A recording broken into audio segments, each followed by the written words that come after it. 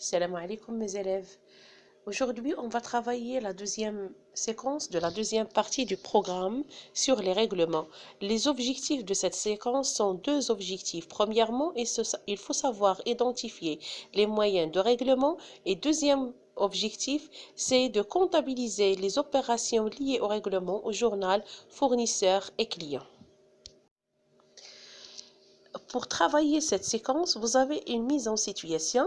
On suppose que vous êtes le comptable d'une entreprise appelée Super Fajal. Cette entreprise-là, qui a réalisé une opération d'achat auprès de son fournisseur Les Huiles du Sud, ils ont acheté 1500 litres d'huile d'olive au prix unitaire de 40 dirhams, qui nous donne un montant brut d'achat de 60 000 dirhams. Alors, on vous rappelle qu'une facture peut à la fois avoir des réductions et des majorations.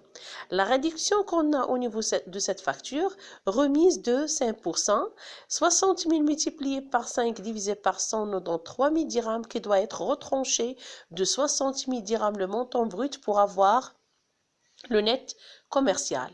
Par la suite, il faut ajouter le port forfaitaire élément de majoration au net commercial, 57 000 dirhams plus 200 dirhams pour avoir un montant hors taxe de 57 200 dirhams.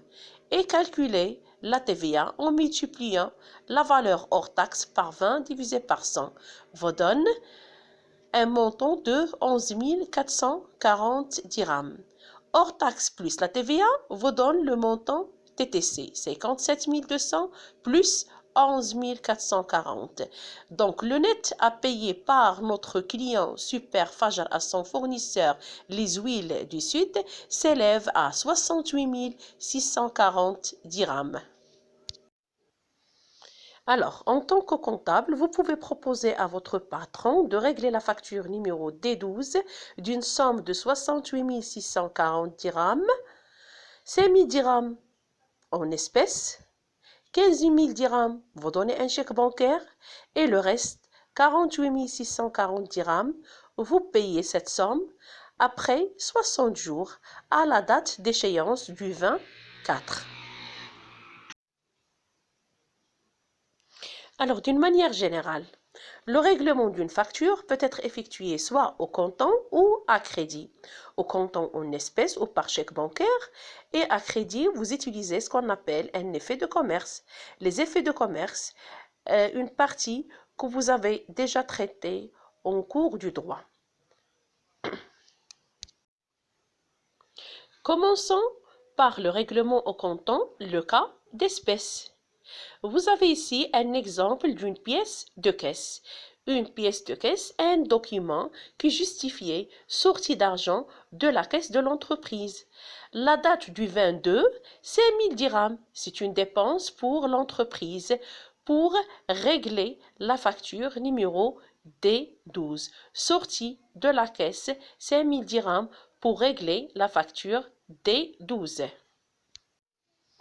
Rappelons le fonctionnement du compte caisse pour l'enregistrement comptable, un compte de trésorerie qui augmente au débit et diminue au crédit. Les encaissements, ce sont les entrées d'argent et les décaissements, ce sont les sorties d'argent.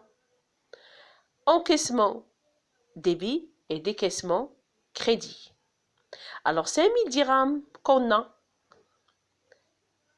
Un encaissement ou bien un décaissement pour l'entreprise Super Fajal? Bien sûr, 5 000 dirhams pour l'entreprise Super Fajal, c'est un décaissement, sortie d'argent. On a débité le compte fournisseur, une diminution de la dette fournisseur de 5 000 dirhams et on a crédité le compte caisse, sortie d'argent, décaissement de la valeur de 5 000 dirhams. Pour le fournisseur, Les Huiles du Sud, 5 000 dirhams, entrée d'argent. Donc, le compte caisse, ça sera débité de 5 000 dirhams. Avec une diminution de la créance client de 5 000 dirhams, le compte 3 421 clients va être crédité de 5 000 dirhams, une diminution de la créance client. Toujours parlons du règlement au comptant. Rappelons que le règlement au comptant peut être effectué soit en espèces, comme on a vu avec la pièce de caisse ici à 1000 dirhams, ou bien par chèque bancaire. Alors, on a proposé à notre patron de régler 15 000 dirhams par chèque bancaire. Alors, vous avez ici un exemple de chèque à donner à notre fournisseur, les huiles des Suds. 15 000 dirhams doit être mentionné à la fois en chiffres et en lettres. Le bénéficiaire, l'entreprise, les huiles du Sud, avec toujours la signature du client. La même chose, ici, vous avez un exemple d'un chèque.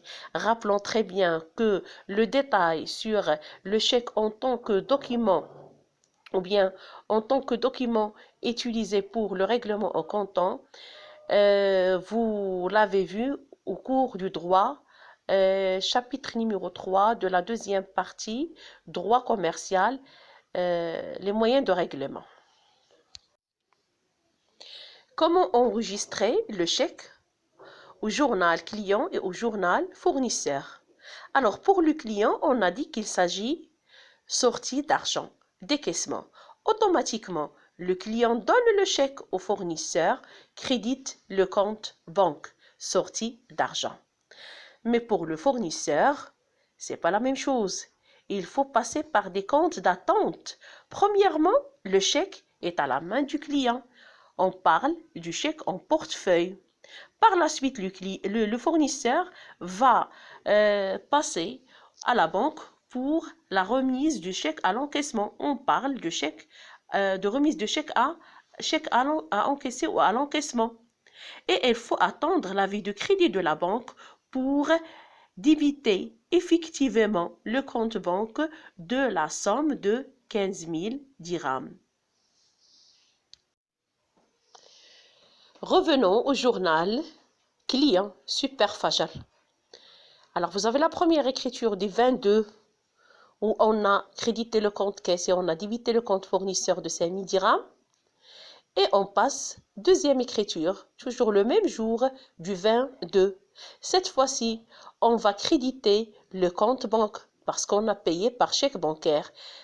Et toujours on débute le compte fournisseur, diminution de la dette de la valeur de 15 000 dirhams. Alors passons maintenant le journal fournisseur où il y a plus de travail cette fois-ci. La première écriture, règlement par caisse, l'écriture précédente, et commençons par la deuxième. Le même jour, le client, le fournisseur, les huiles des Suds, elle a reçu un chèque de la part de son client Super Fajr. Donc le chèque, on a dit, le chèque, ça sera en portefeuille à la main du fournisseur. On débite un compte d'attente 5111-1, chèque en portefeuille de la valeur de 15 000 dirhams et on crédite le compte client, une diminution de la créance client de 15 000 dirhams. Le 21-2, le fournisseur va prendre le chèque et il va remettre le chèque à la banque pour l'encaissement. Donc le chèque cette fois-ci, ça sera où? Ça sera à la banque et non pas à la main du fournisseur. On va débiter le compte chèque à l'encaissement, le compte 51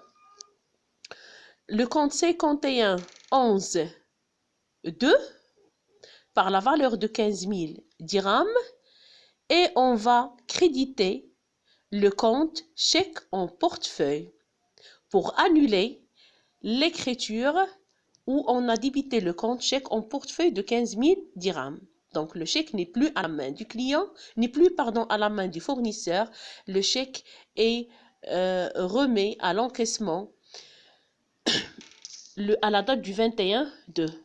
Il faut attendre l'avis de crédit de la banque pour débiter, on a dit effectivement le compte banque 5141 par la valeur de 15 000 dirhams et annuler le compte d'attente qui est écrit en bleu, chèque à l'encaissement de la valeur de 15 000 dirhams. En fait, à la date du 23-2, si vous